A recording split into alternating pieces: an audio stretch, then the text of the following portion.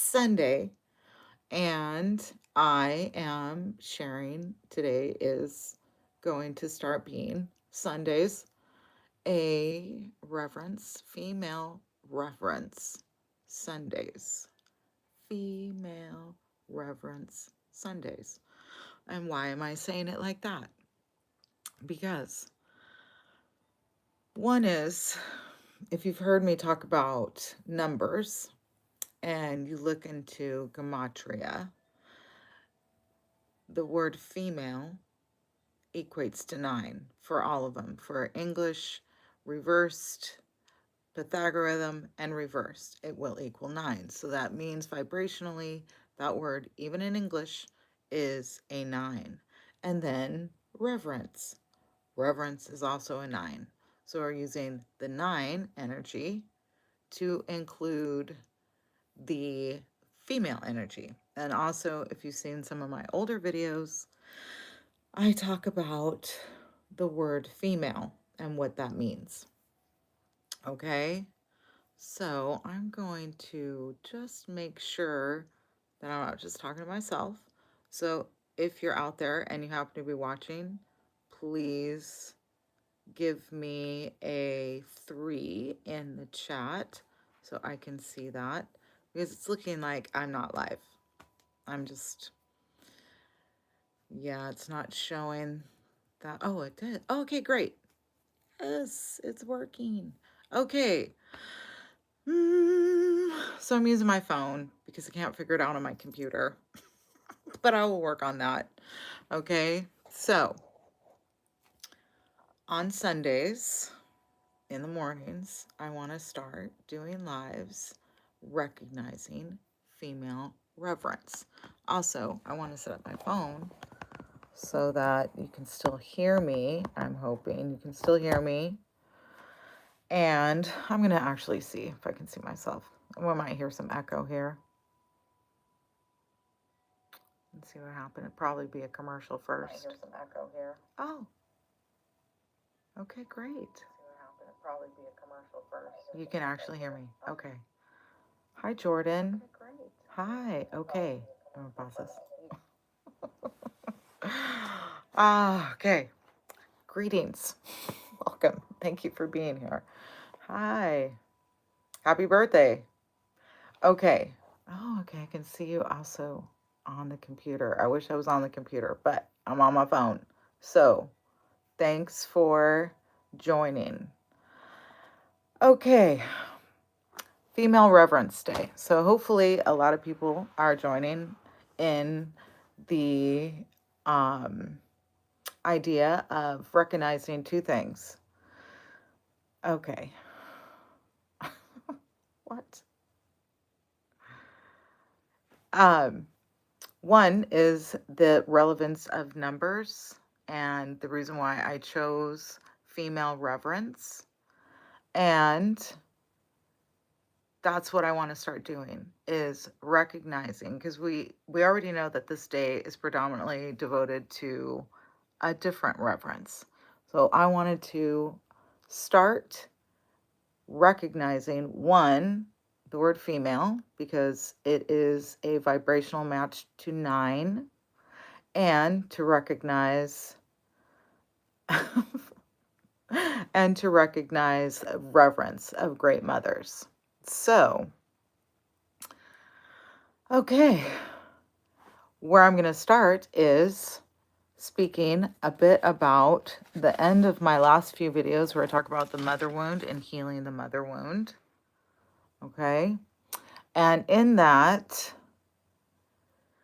before I talked about how many of the great mothers have been kind of shunned and taken out of our histories, and how that's created a mother wound for us. And this mother wound goes way, way, way back. And if we can, we recognize our greatness, our recognition of how we as women or females, because that name has been demonized, particularly by males who use it in a derogatory way. And we can look at a lot of words that have high vibration that have been manipulated into being used in a derogatory way. So, because I've also heard males say woman, and that also is derogatory. That is some sort of like authoritarian type of dialogue used to somewhat demean um, ours, our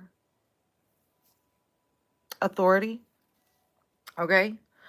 So that's why I'm naming it that. And we're going to start doing it on Sundays. Okay. Now, I notice that most of the people on here are not really engaged and also don't look like they might be female. So if you are here and you are recognizing the misbalance, great. Otherwise, you know, maybe check out somewhere else that might suit what you're looking for. Okay, now, in my last videos, I talked about where the wound, the mother wound, the sister wound, it's also called, originated. And if we go back in our his stories, back into the truth of the great mothers, you will see that slowly and surely there was a methodical way of removing the authority and the emotional and intellectual presence of great mothers. Okay. So here in this time, there has been a lot of healing. We see a lot of people now going out, like myself and others, here on YouTube, on Instagram, on other social platforms, talking about healing, healing the mother wound, and healing ourselves, because in a patriarchal world, it is actually shunned or kind of put down when we are working towards that. So here we are. Here I am. And with that, we have seen not only more community with great mothers and females, we are seeing this kind of dialogue that is helping to heal the mothers and sisters' wounds. We are also seeing more males speaking out about the importance and prominence of great mothers and females in this world, and creating platforms. These were some of the things that I was told. They not only uplift and support females, women, and also work on defending women against other males that might not be uplifting and helping women and females. I want to say females because that's truly what we are. The first women were first before the males. Everything comes from the great mothers. We are figuring that out. We are also educating ourselves and others. We're becoming stronger. We're becoming more financially independent. These are all kind of natural ways, not natural ways, we've had to fight for it, that the mother wound has been healing. So, as far as the next part of this, so many of you may know this is Domestic Violence Abuse Awareness Month. And this is also where we see a lot of the mother wound still perpetuating itself, but a way to recognize and bring change to that. Because when I was growing up, domestic abuse looked like what you've seen on TV, where there's lots of yelling and screaming, and there's actually physical abuse happening, someone is being hurt, and that is still what it is, but it has also changed into much less obvious ways, such as financial and psychological. And when that happens, we are recreating inadvertently, and it's being supported by the system because there are little to no safety nets for the great mothers that are here today, as far as any of these type of ways of controlling and harming females. So with that, this month, if first of all, I want to address, if there's anyone who watches this later or is watching this now that is in a relationship that is not beneficial to you, is harming you in some way or another, make a plan. Make a plan. That is the only thing that you can really do, is make a plan and work as best you can to hold on to that plan, and know that it can take a while. Don't tell the person who's harming you that you have created a plan. Work on that. It can be really difficult because typically we want to be honest, we want to use communication. That is not always the safest way into getting out of that. And sometimes it's a situation where, because of our need to please or to be there, this is another thing that is part of the mother wound and the sister wound, is the people pleasing kind of teach the girl to be a good girl, to be obedient, and then she is obedient, so to speak. And if we continue to allow that, or continue to kind of ignore it, we're not completely healing that wound, or we're not actually supporting each other in healing that wound. Okay, so let me see what else. Oh, okay. I want to talk about a few other things, such as some of the ideas. So when we are learning around higher knowledge, or what is told is secret knowledge, one of those being specifically like the Kabbalah or Kabbalah, because I'm hearing a lot of wording around this kind of like exaggerated idea of a group using a certain background to do things, either to harm or to manipulate. Well, Kabbalah and Kabbalah and Cybele or Sibelia are all great mothers, and also once were called Sibyls. And if that knowledge, so gematria, which is one of the things that I talked about, because I'm using female reverence as the name of these dialogues, because female comes to 9 in gematria, and so does reverence. And so I want to utilize the energy of 9, but that whole system comes from gematria, which is related to the Kabbalah.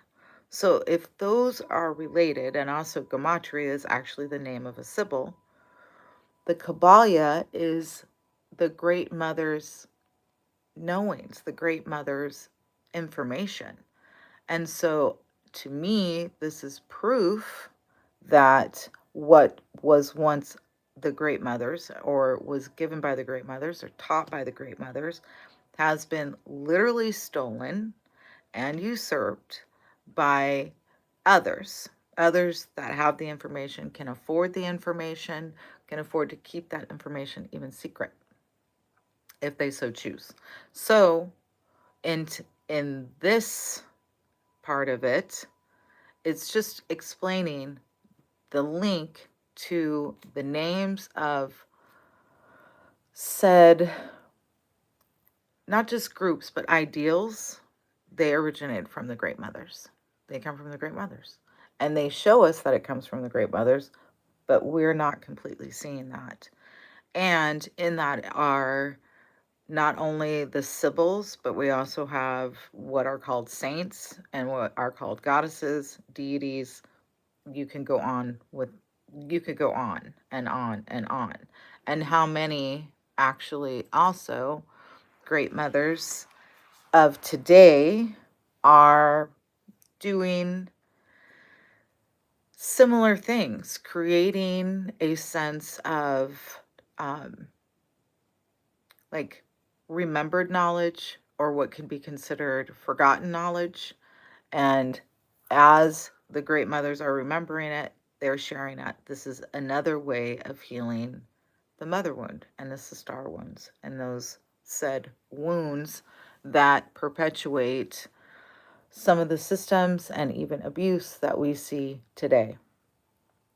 Okay, I also want to share, so as we're talking about reverence for great mothers, I grabbed my, oh, of course, it's underneath the computer that isn't working, which the phone is on. But I wanted to pick something out of the Barbara Walker's The Women's Encyclopedia of Myths and Secrets to share today, because it's about reverence of the great mothers. So some of the things I looked at, I want to, okay, some of the things out of this book, one of the things I recognized last night was the many names of beings or people that start with men. But I also wanted to remind that me, M-E, is the name of a great mother, a Babylonian word for mother wisdom, enshrined on the tablets of destiny given by the great goddess to her firstborn son, conjugate of Sanskrit Medha, female wisdom, and Egyptian Met, with the same meaning, as well as a decimal numbering system. We get Met. Like the Greek meter, and also we have like alma mater, that is the mother of which I learned from when we call our schools our alma mater. And then mater, which is the Latin word for mother. The Greek meter, meaning mother. Me also meant the magic power of fate. Just saying me or her name is the magic power of fate. And we have the religious inspiration and healing magic medicine.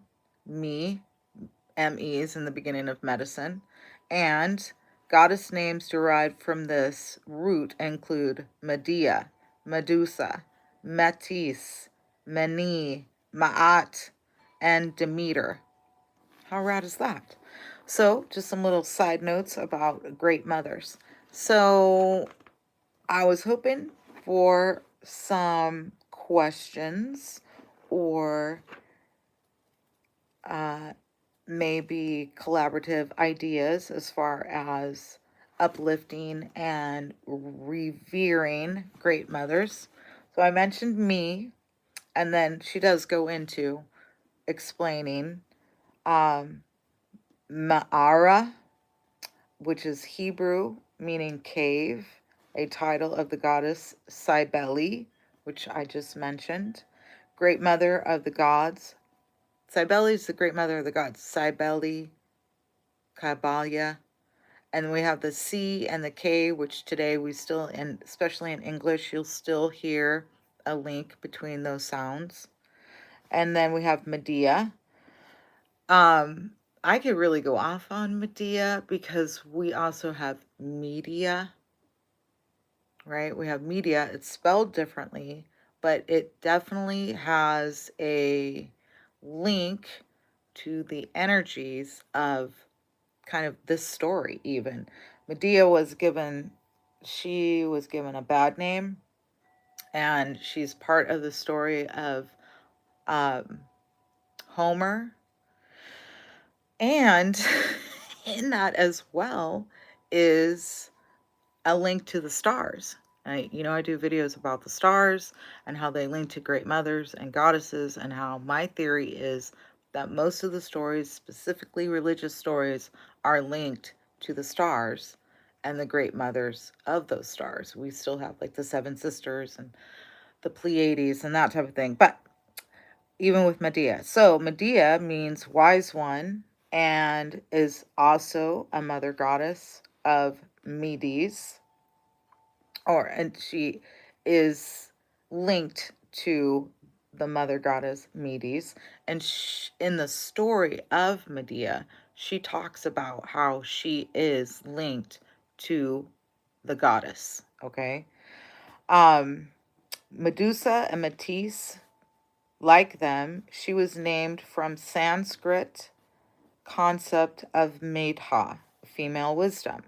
She was a font of the feminine art of healing, and her name was related to medicine.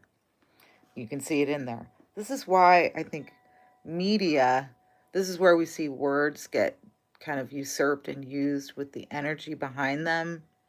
And then we apply our own kind of like compensation or idea to that word, or we believe the stories and we don't really know.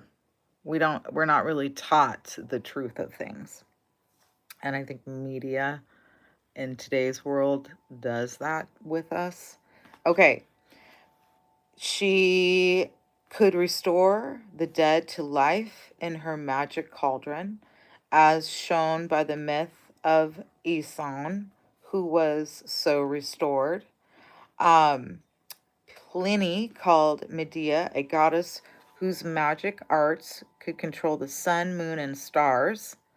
Again, here's the stars linking, right? And the sky in general. She rode in a chariot drawn by serpents. It also had wings. And is that a dragon? It sounds like a dragon. And to show that she ruled both earth and heaven. Okay, that's why. According to Herodotus, Medea was the great goddess of all the Aryan tribes of Parthia. She was all wise and never died, but dwelt forever in heavens. She seems to have been remembered in Ireland as the goddess Medana, or Medana, Medana, Medana, that's what it sounds like, associated with a sacred tree and a regenerative well whose waters were reputed to cure to cure sore eyes. I mean, in general, I feel like water does a great job of curing things in general. She was officially canonized. So whenever you hear that someone is canonized, that means that Catholicism has recognized them as someone who's great and they become a saint. And so Medea, even though in her story it is quite tragic, she became canonized as a saint, and her legend became Saint Lucy, or could be equated to Saint Lucy. The classic story of Medea's ill-starred marriage to Jason apparently was based on a captured idol of the goddess. Her rites were imported to Greece, but proved to be sanguinary for Hellenistic taste.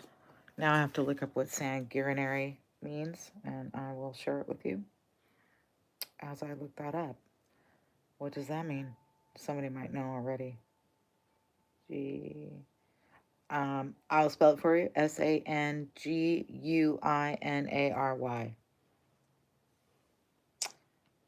Okay. Thank you for bearing with me during this part. But I like to know what words mean. And so it means archaic. Okay, so it says Greece proved to her archaic, proved, oh, for Hellenistic taste. Oh, bloodshed. Archaic. Involving or causing much bloodshed. Okay. Oh, sangria. Okay, I put it together. Put the Latin in there. Thank you. You put it in there. Eager for bloodshed. Wonderful. All right. And then it moves into Medusa. We love Medusa. Let's talk about Medusa as well. Okay, involved. Yeah. Thank you. Thank you, Lana. You. Thank you. Yes. Perfect. Great. I'm glad you put it on there because also I was taking a little bit of time. All right, and then it moves into Medusa, and then like I said, after that we have a lot of men's things that start with men, because this is why I also call it female reverence, because we call males men, but they don't have menses, they don't have menopause. We do. Why is that? Because we're the original men. And so instead of always trying to redefine that word, because even I say men this, when actually the original men were what are now called women or females. So that's another link there. But I wanted to move into that and share why we see so many goddesses with the beginning name of men. And it's because she was the original men or man. And then woman was originally, this word came much later, and it was given with the idea that we with the womb, but they are actually who comes from the womb. They would be the true woman, right? Okay, Medusa. Classic myths, we know this is Gorgon. Gorgons are also a name of a tribe, okay? Gorgons who turned men to stone, and the whole snake thing. I'm going to talk about that before I get off. But the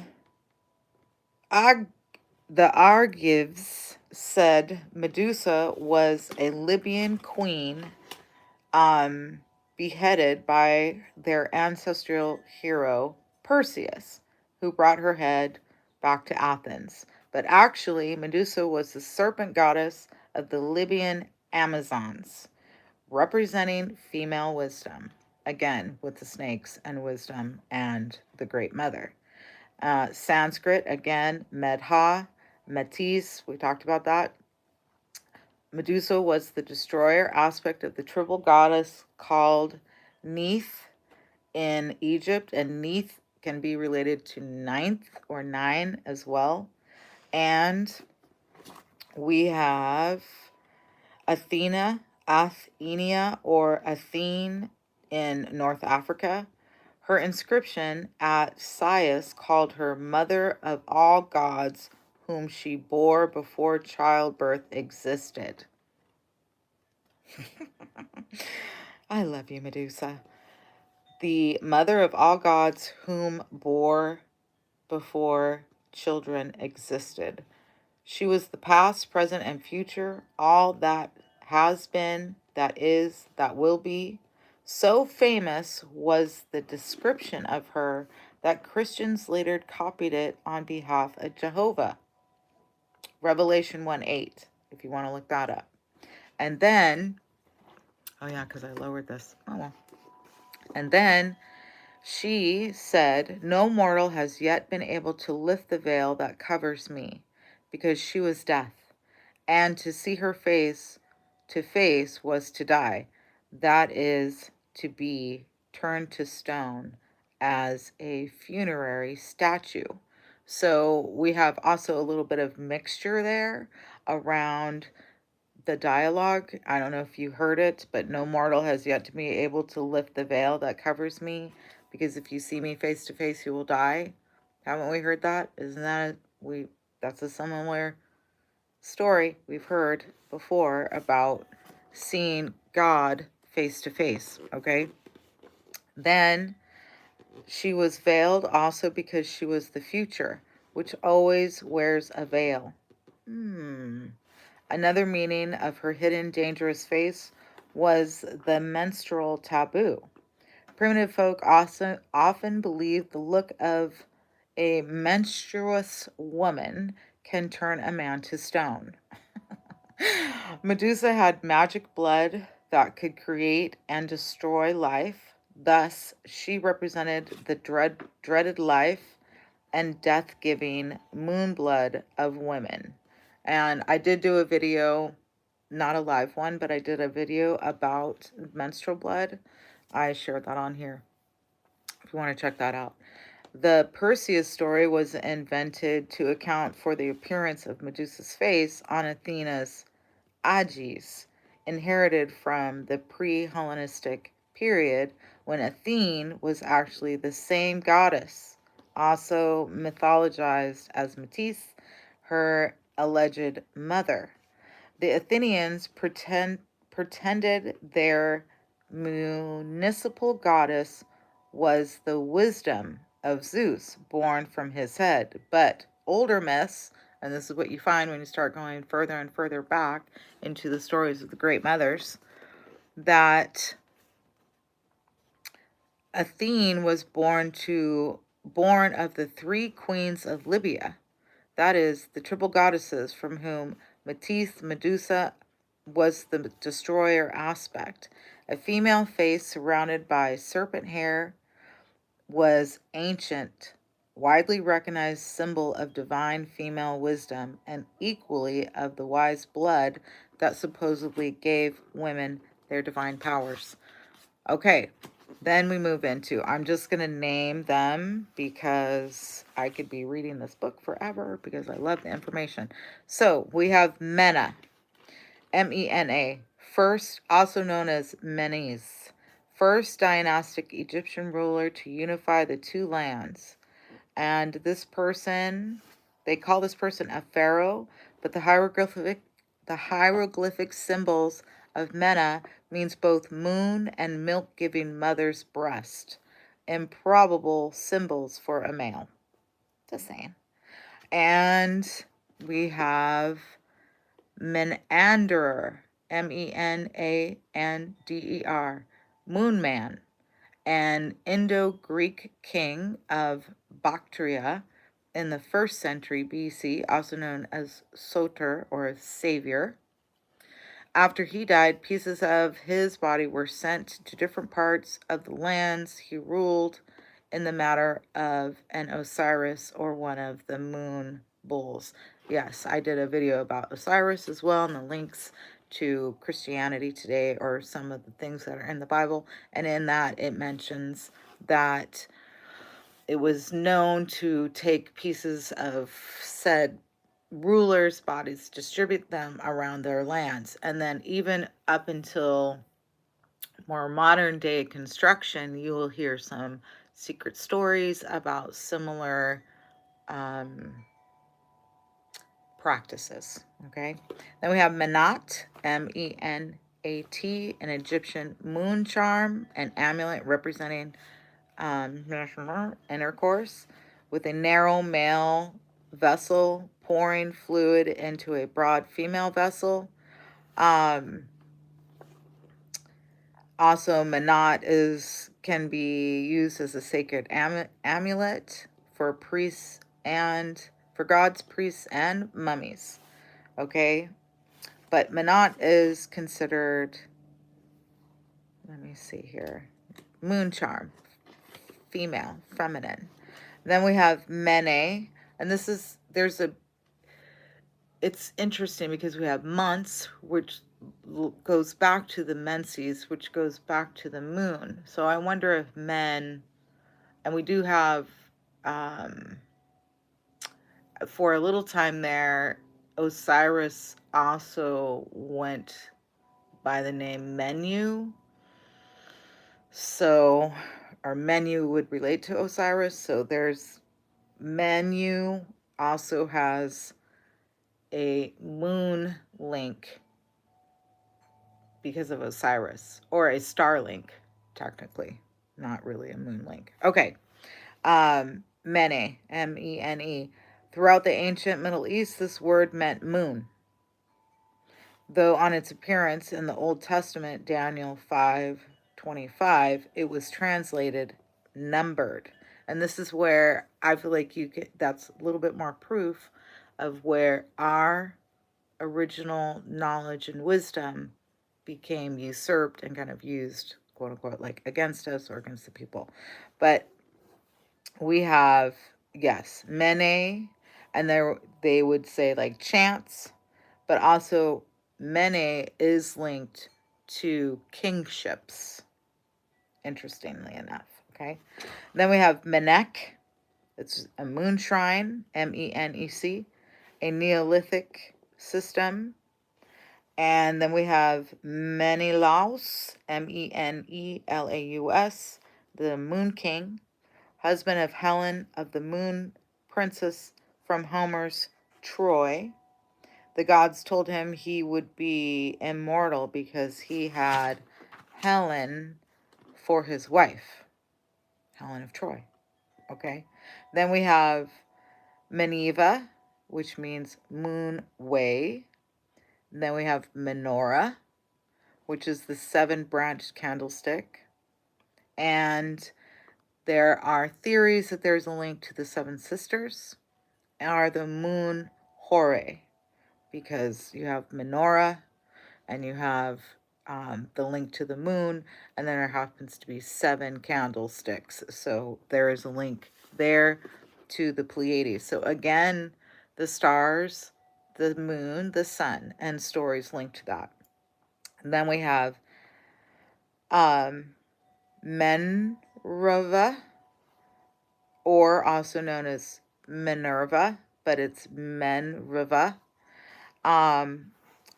Minerva, Roman goddess of wisdom, war, the lunar calendar, crone of the original Capitoline triad. Then we have Mensa, Roman goddess of measurement, numbers, calendars, calculations, tables, and record keeping, derived from the moon goddess as the inventor of numerical systems. Isn't that also the name of like really smart people here in America, like Mensa? Is that right? I could be making that up. Okay. And then we have menstrual blood, menses, and menopause. Okay. So we have a lot of words that tell us the truth, but also can be kind of misguided, or I hate to say misguided, but what I notice is I've done it where I kind of compensate, or I decide what the word means. That's why I like looking up words, just to make sure they mean what they mean. Yeah, Mensa Society. I thought so. Thank you. Okay, let's see. It hasn't been too long. Any questions? Any insights? But I wanted to also share, so what I'll also be doing at the end of these. All right, I just want to make sure that I talked about everything I wanted to on this Female Reverence Sunday. So the timing might be off. Yep, it's for smart folks, super intelligent folks. Isn't that interesting? Isn't that interesting? See, once again, literally a name of a goddess being used through, I feel like, a patriarchal system that's still, I mean, it includes females, but I think that's all I'm going to say. Because I don't know much about it, because maybe I'm not smart enough. All right, but one of the things I want to do is pull a card each time from Sacred Mothers and Goddesses deck that I have. And what I do like about this deck is that the goddesses are depicted in different ways. But I'm having like my own kind of feelings around a lot of, because as I read these stories and they're ancient and they depict great mothers, I know that a lot of the way that we've been shown that they look is not, I think they looked more like highly melanated, voluptuous, strong women, females, female reverence. So as I work on this practice, I feel like that's one of the things. I already did start doing it. I moved. In case you're wondering why everything looks different around me, I moved. I recently, my mom, who I was living with for many years and taken care of, and I might have mentioned her several times, passed away in spring.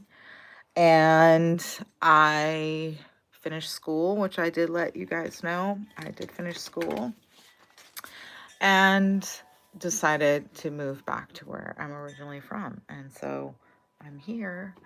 And I haven't been here very long, but I'm here. So with that said, it has a lot to do with why I haven't been doing videos for you guys and sharing. I got way behind as far as doing videos during that. So it took me like a month. It took me like 3 weeks to literally pack and move out of that house. So I did it. Hola, huzzah, hooray. And where was I going with that? To start doing these shares. And that's what I was saying. I have a lot of kind of great mother art of my own that I created, that of goddesses that look more almost planetary, but also of melanated great mothers, or at least with color, not just a certain depiction. And I feel like that's something I want to do again. Like, I have them up there, but all my art stuff, most of my art stuff's up there, but I would like to do that again. And just as I'm learning about great mothers kind of, and goddesses, kind of create depictions of them as to what looks more like me and people like me, because I feel like that's the original. And when we're doing reverence to the female, the great mothers, the mitochondrial DNA, where does that come from? So I want to start sharing that. All right. So here's the deck. Okay, well, I showed that one. That's Hecate.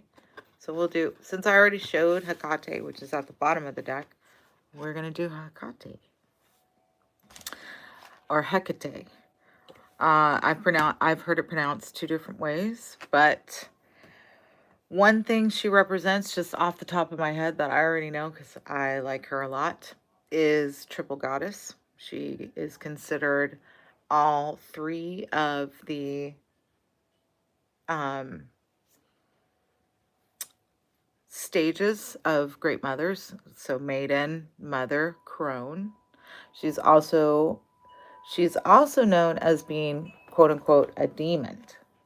Okay, give me just a second. I gotta close the door. I'm gonna try not to close the door. Come here. Yeah, there might be some barking going on. Give me just a moment. And dogs. She is a goddess of dogs. So it's only appropriate that some barking would be going on at this moment, because that is also one of her traits. You can actually honor her by donating to dog places, getting a dog. Also, she is the goddess of what is called, yes. Oh, that's a good one. Trinity. Yeah. Right. She would be a good kind of modern example of Hecate. I like that.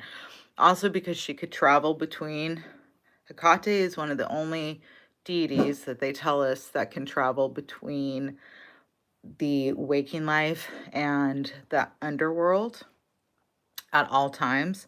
So she is also a messenger between our world and the underworld, so to speak.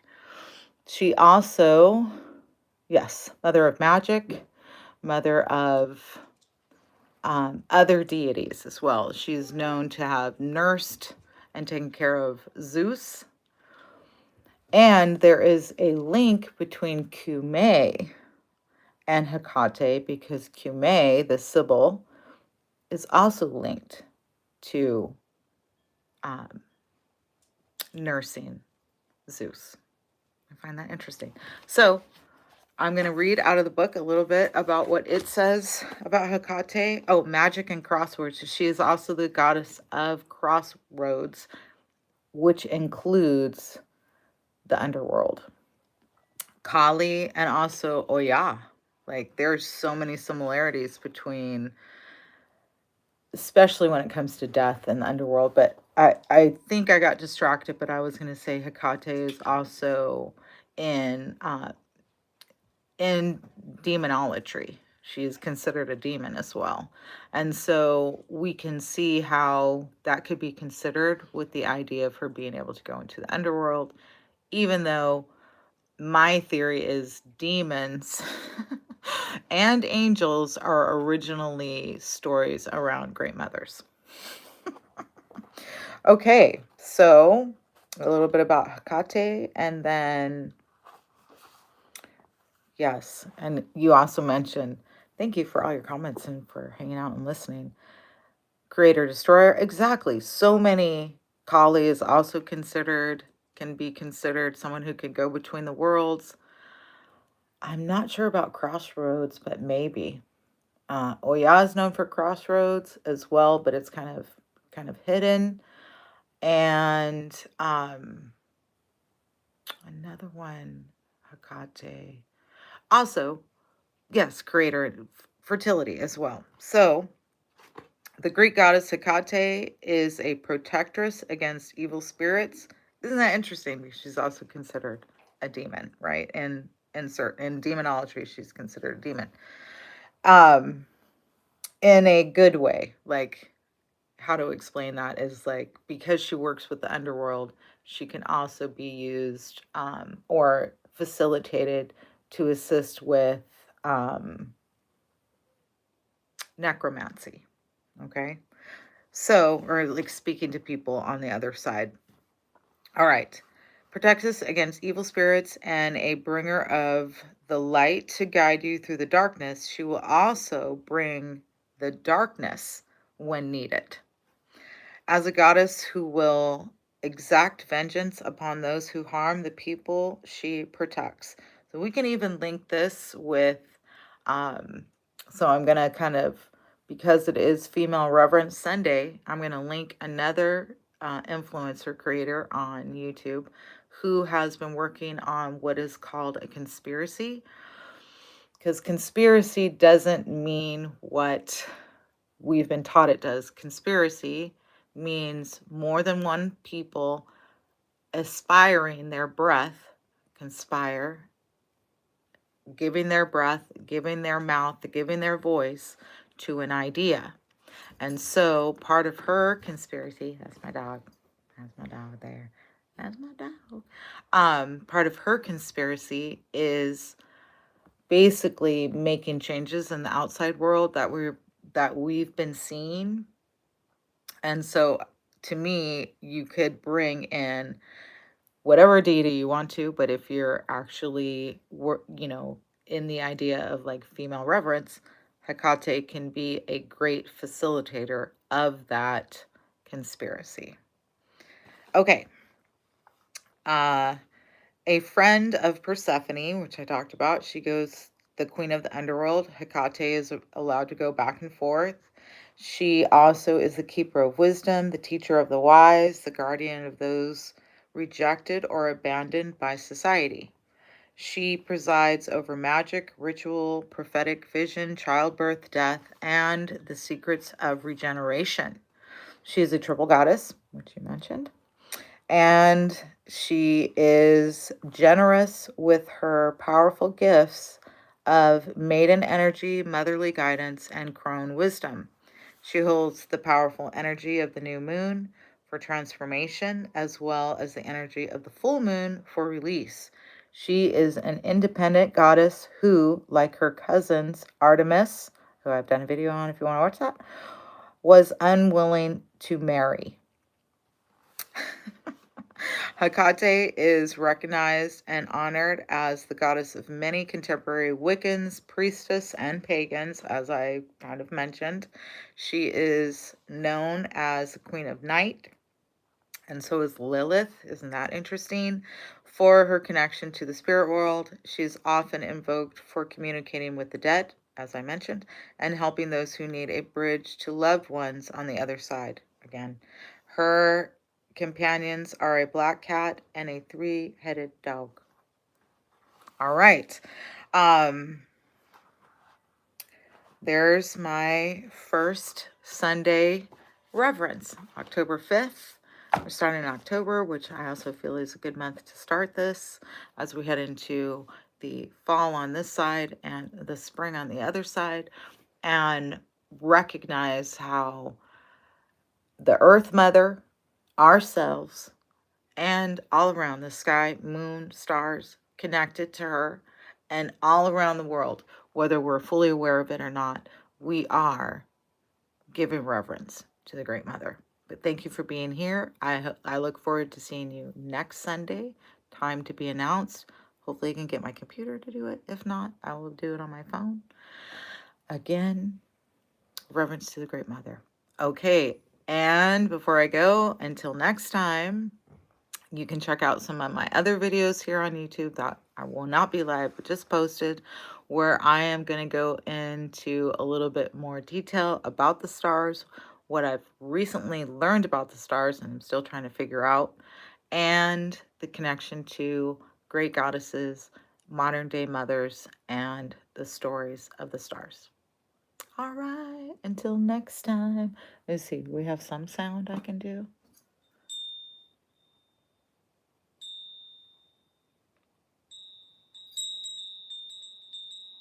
Horrible. Also do some humming and singing. I did bring my harmonica and one singing bowl, so I'll incorporate that next time.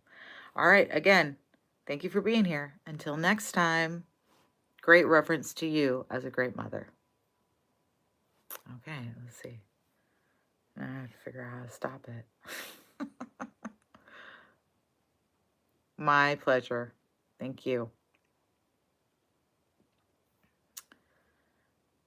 Okay. Oh, I think here we go. Boom.